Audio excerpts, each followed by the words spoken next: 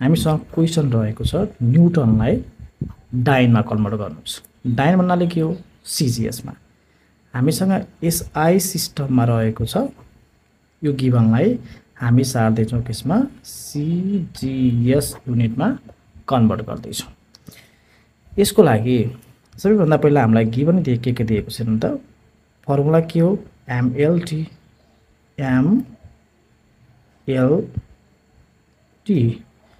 1 1 र 1 मानौ है त। त्यस्तै गरेर हामीले यहाँ पनि एमएलटी, तर यहाँ 1 मानेको भएर यसलाई सबैलाई 2 मानौ। इक्वल्स टु एसआईमा मास भनेको नर्मली कति हुन्छ? 1 केजी। लेन्थ कति हुन्छ? 1 मिटर। टाइम कति हुन्छ? 1 सेकेन्ड। टी सिजिएसमा नर्मली कति हुन्छ? 1 ग्राम, 1 सेन्टिमिटर र 1 सेकेन्ड।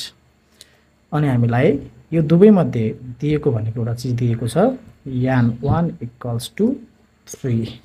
कति दिएको छ? 3। अब हाम्रो फर्मुला रहेको छ देयरफोर यान 2 is equals to n1, m1 लाई m2 ले डिभाइड गर्ने, m1 divide by m2 पावरमा a, l1 divide by l2 पावरमा b,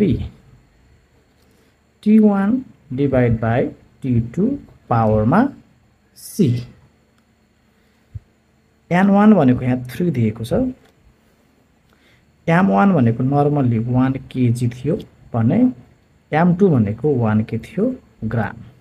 पावरमा a भनेको छ, पावरमा a भनेको यहाँ दिएको छ। मास कति छ हामीसँग? पावरमा केही छैन भने 1। लेन्थ कति छ? 1 metre by 1 centimetre. Power of b कति छ? केही छैन माथि भने 1 छ।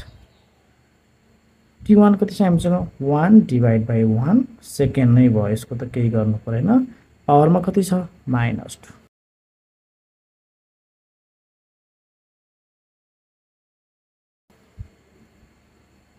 3।